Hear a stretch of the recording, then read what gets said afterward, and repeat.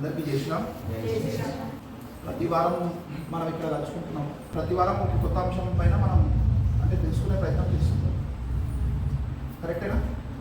అయితే ఇప్పుడు అంటే ఇక్కడ హనుమాన్ చాలీసా కేంద్రానికి మనం రావడము, హనుమాన్ చాలీసా చేయడము అంటే భక్తి మాత్రమే కాకుండా మన ధర్మ వీరుల చరిత్రను, అలాగే దేశభక్తుల చరిత్రను, అలాగే స్వతంత్ర సమరయోధుల చరిత్రను, అలాగే మన ధర్మాన్ని కాపాడడానికి మన గురువులు ఎవరైనా ఉండే సనాతన ధర్మంలో ఉన్నటువంటి గురువులు కానీ, లేక సిక్కు పరంపరలో ఉన్నటువంటి గురువులు కానీ ఎవరైనా ఉండని వారి అందరినీ స్మరించుకోవడము, మన అస్తిత్వాన్ని మనం మళ్ళీ తిరిగి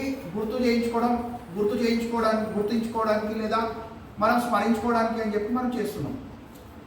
అందులో భాగంగా ఇవాళ ఒక గొప్ప గురువు గురించి మాట్లాడబోతున్నాం, అంటే ప్రస్తావించబోతున్నాం. జనరల్గా మొన్న పౌర్ణమి అయింది.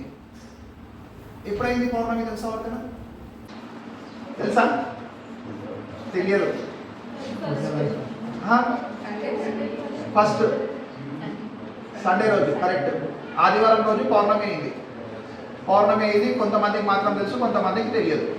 ఎందుకంటే మనం క్యాలెండర్ మర్చిపోయినాం, అంటే ఇంట్లో క్యాలెండర్ చూడడం మర్చిపోయినాం, మొబైల్లో చూడడం అలవాటు అయిపోయింది కాబట్టి అది జరుగుతుంది. జనరల్ మిస్టేక్ అది, అంటే మీ మిస్టేక్ కదా, జనరల్ మిస్టేక్ అది. అంటే క్యాలెండర్ మ్యాక్సిమం ఇళ్ళ గిట్ట లేవు ఇప్పుడు క్యాలెండర్స్. క్యాలెండర్ని మర్చిపోయినా వాచ్ అయితే కొద్ది రోజులు అయితే మర్చిపోతాం. అంతకుముందు ప్రతి ఒక్కరు చేతిగా వాచ్ ఉంటుండే. ఇవాళ మనిషి చేతిలో వాచ్ లేదు, టైం లేదు, రెండు లేవు. ఎందుకంటే రీల్స్కి ఎడిక్ట్ అయిపోయి. తర్వాత ఇప్పుడు మాఘ పౌర్ణిమ అని అంటారు. మొన్న జరిగినటువంటి పౌర్ణిమని మాఘ పౌర్ణిమ అంటారు. మాఘ పౌర్ణిమకు సంబంధించినటువంటి ఒక విశిష్టత ఉంది. అది కూడా మనకు ఎవరికి తెలియదు. ఎందుకు తెలియదు అంటే క్యాలెండర్లో లేదు. ఇంగ్లీష్ క్యాలెండర్ కానీ ఏదైనా ఉంటుంది అంటే వాళ్ళు జస్ట్ క్యాలెండర్ లాగా ఇస్తారు, తిథులు మాత్రం ఇస్తారు. కానీ మన సాంప్రదాయము లేదా మన గురువుల చరిత్రకు సంబంధించినటువంటి ఎటువంటి జయంతిల గురించి వాళ్ళు ఇయ్యరు జనరల్గా. తర్వాత మన మొబైల్ క్యాలెండర్లో ఇంకా నోటిఫికేషన్ రాదు.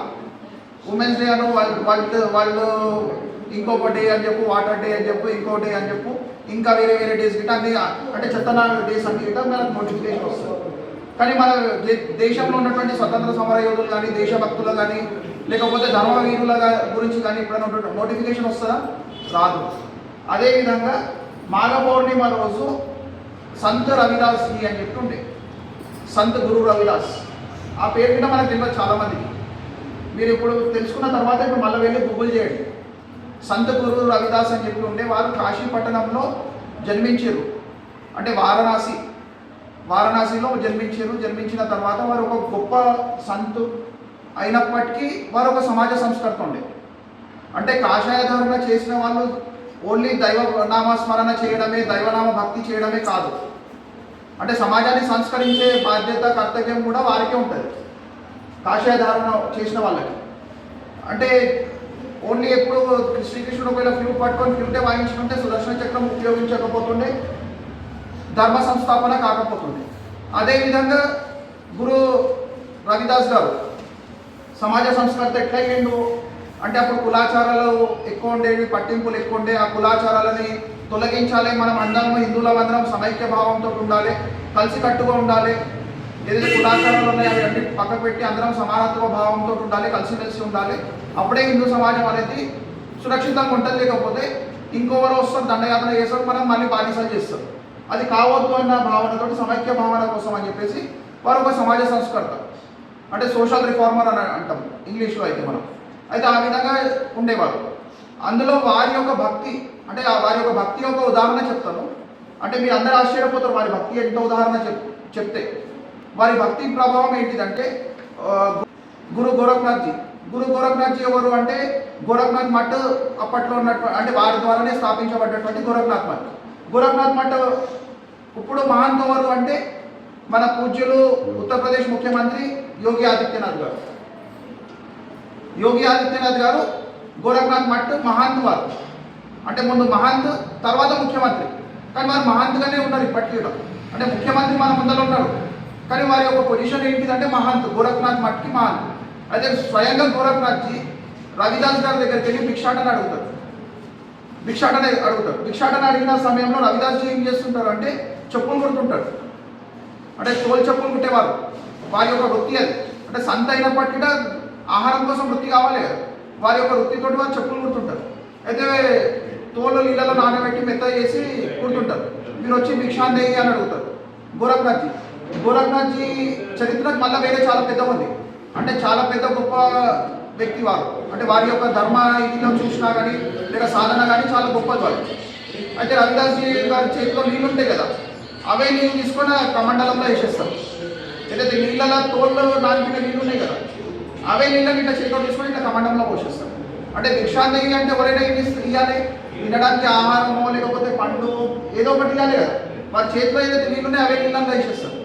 వేసేసిన తర్వాత ఏమవుతుంది, అయ్యో నాకు తినడానికి ఏమి దొరకలేదు, ఇంకా నేను ఇంకో దగ్గర పోయి అడగాలి అని చెప్పి కబీర్దాస్జీ దగ్గరికి వెళ్తారు. ఎవరు వెళ్తారు? గోరఖ్నాథ్జీ వెళ్తారు. గోరఖ్నాథ్జీ వెళ్ళి మళ్ళీ కబీర్దాస్జీ దగ్గర మళ్ళీ భిక్షాందేవి అని అడిగితే లోపలికి ఒక చిన్న పాప వస్తుంది.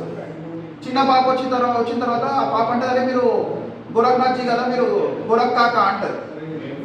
అన్నాక భిక్షాందేవి అంటే రూపో కాక మై దేతి అని అంటారు. అంటే ఇస్తాను నేను, ఆగండి మీరు అంటారు. అన్న తర్వాత ఆయన ఏం చేస్తాడు, ఆయన పాత్రలో అయితే నీళ్ళు ఉన్నాయి కదా, ఈ నీళ్ళని ఉడకపోసేసి అంటారు. ఉడకపోసేసి ఇయ్యాలి అంటాడు. ఆయన పాత్ర ఏంటిది అంటే, ఆయన పాత్రలో ఒక ట్రక్కులు కూడా మనం వల్ల ధాన్యం వేసినాం అనుకో మళ్ళీ కొంచెం ఖాళీ ఉంటుంది. అంటే అక్షయ పాత్ర లాంటిదే. అక్షయ పాత్రనేమో ఎంత తీసినా తగ్గకుండా అట్లనే ఇస్తుంటుంది. వీరి దాంట్లో ఏంటి పాత్రలు అంటే మనం ఎంత వేసినా కానీ మళ్ళీ తక్కువ ఉంటుంది. అంటే పుష్పక విమానం ఎట్లనైతే ఉంది, అంటే 10,000 మంది కూర్చున్నా ఒక సీట్ ఖాళీ ఉంటుంది పుష్పక విమానం. సేమ్ అలాంటిదే గోరఖ్నాథ్జీ దగ్గర ఏదైతే కమండలం ఉంటుండే దాంట్లో ఎంత ధాన్యం పోసినా మళ్ళీ ఎంటీ ఉంటుండే. అయితే నీళ్ళు మొత్తం ఎంటీ తీసేసినాక ఈ అమ్మాయి వచ్చి ఒక 5 గింజలు అంటే ఆమె చేతులు చిన్నాం కదా, ఆ 5 గింజలు మాత్రమే మా అందులో ఇస్తారు. వేయగానే అక్కడ అద్భుతం ఏంటిదంటే ఆ కమండలం నిండిపోతుంది.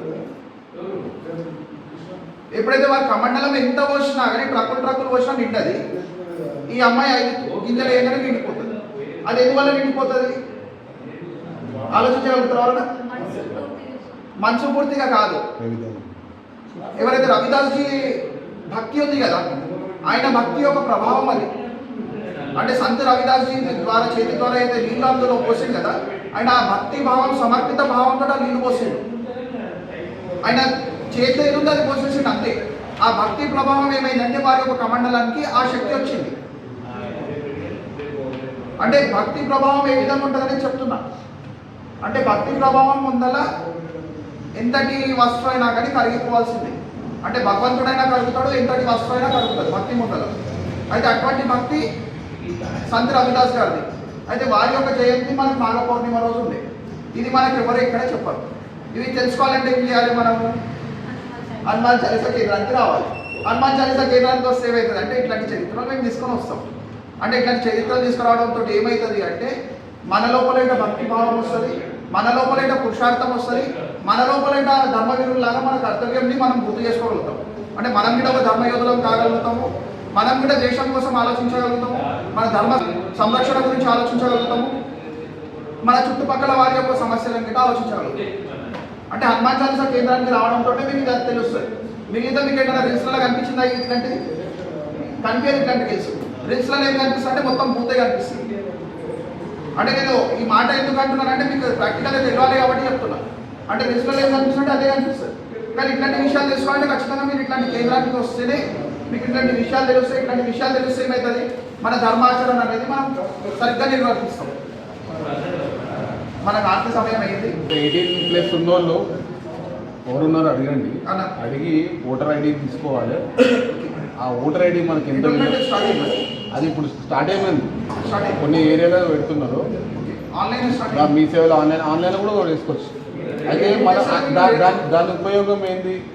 అది 18+ వాళ్ళు ఉన్నారు ఎవరన్నా? 18+ వాళ్ళు ఉన్నారు. ఓటర్ ఐడి ఉందా మరి? ఉందా? ఉంటే పర్లేదు, ఇబ్బంది లేదు. ఉన్న వాళ్ళు ఇబ్బంది లేదు. లేని వాళ్ళు ఉంటే 18+ వాళ్ళు ఉంటే ఎన్రోల్ చేసుకోండి. ఎన్రోల్ చేసుకోవడం వల్ల ఏంటంటే మనం ప్రభుత్వాలు మారాలి లేక మన తలరాతలు మారాలి అనుకుంటున్నాము. అది ఎప్పుడు మారుతుంది అంటే మనం ఓటుని సరైన దిశలో మనం వినియోగించినప్పుడు మాత్రమే మారుతుంది, లేకపోతే మారదు. అంటే ఎంతసేపు మనం ఇంట్లో కూర్చొని జపం చేస్తే ఏం కాదు. జపంతో పాటు నిరంతరంగా కృషి చేయాలి. కృషి చేసినప్పుడు మాత్రమే ఏదైనా మారుతుంది, లేకపోతే మార్పు అనేది ఒకటిగా రాదు.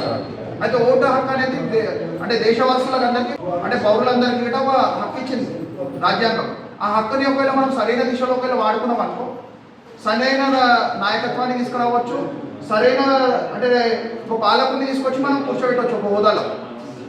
ఇప్పుడు యూపీలో యోగి ఆదిత్యనాథ్ గురించి చెప్పిన వారి గురించి చెప్తున్నా కదా, అంటే వారి గురించి ఏ విధంగా చెప్తున్నాము, వారి గురించి మాట్లాడితే గూస్ బంప్స్ వస్తాయి.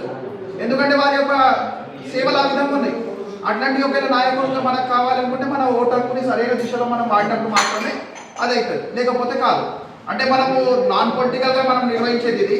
మనం ఏ పొలిటికల్ పార్టీకి సంబంధం లేదు, మనం ఏ పొలిటికల్ పార్టీకి అంటే దాసోహం పలికేది లేదు, మనం ఏ పొలిటికల్ పార్టీకి రిప్రజెంట్ చేసేది లేదు. అయినప్పటికీ కూడా మన కర్తవ్యం ఏంటి, ధర్మయోధులంగా పనిచేస్తున్నప్పుడు ధర్మాన్ని సంరక్షించేటటువంటి వ్యక్తులను మాత్రం మనం ఎన్నుకునే బాధ్యత మనది. ఇది మాత్రం మేము చెప్పగలుగుతాం. పలానా వ్యక్తిని ఎన్నుకోమని మాత్రం మేము చెప్పాం. అది మీ ఇష్టం. అది అంటే నిర్ణయం మీరు ఎట్లా తీసుకుంటారని మీ ఇష్టం. అంటే మీకు ధర్మరక్షకుడు ఇతను ధర్మాన్ని కాపాడగలుగుతాడు అని అనిపిస్తే మీరు అతన్ని ఎన్నుకోండి. కానీ ఓటేసేటం ముందు ప్రతిసారి కూడా డబ్బుల కోసం కాదు, మన భవిష్యత్ కోసం ఆలోచించాలి. డబ్బులు ఇవాళ ఇస్తారు అయిపోతాయి, కానీ మన భవిష్యత్ మాత్రం పాడే. ఇప్పుడు చూస్తున్నాం మన సరౌండింగ్స్లో అన్ని ఏరియాలలో చూస్తున్నాం, ఉన్న రోడ్లను పలగొడుతున్నారు, మళ్ళీ పైప్ లైన్ వేస్తున్నారు, మళ్ళీ పైప్ లైన్ వేస్తున్నారు, మళ్ళీ రోడ్ వేస్తున్నారు, మళ్ళీ ఇంకో వారం రోజులు మళ్ళీ పలగొడుతున్నారు. అంటే ఇవన్నీ స్కామ్లు ఎందుకు చేస్తారు అంటే మనకి ఇచ్చిన డబ్బులను వసూలు చేయాలంటే ఈ స్కామ్లు చేయాలి. మంచిగా రోడ్ని వలగొట్టాలి, మళ్ళీ పైప్ లైన్ వేయాలి, లేదా పైప్ లైన్ వేయకుండానే బిల్ పాస్ చేసుకోవాలి, కథం స్కామ్ అది. అంటే అంతే మరి అది అంతే అది. అంటే ఆ స్కామ్ అట్లాంటిది అది. కాబట్టి మనం ఎన్నుకునే ముందు నాయకుడిని జాగ్రత్తగా ఎన్నుకోవాలి. అంటే మీకు ఇంకా ఓటు హక్కు రాలేదు కాబట్టి ఇది మీకు చెప్పే ఇది కాదు, కానీ అట్లా ఒక ప్రస్తావన చెప్పమన్నాడు కాబట్టి ఇన్ఫర్మేషన్ కోసం చెప్తున్నా అంతే. కాబట్టి మనం ఎప్పుడు కూడా ధర్మ వీరుల గురించి ధర్మాల గురించి అదే మాట్లాడతాం. సరేనా? ఇంకా మనం ఆర్టీకి వెళ్దాం.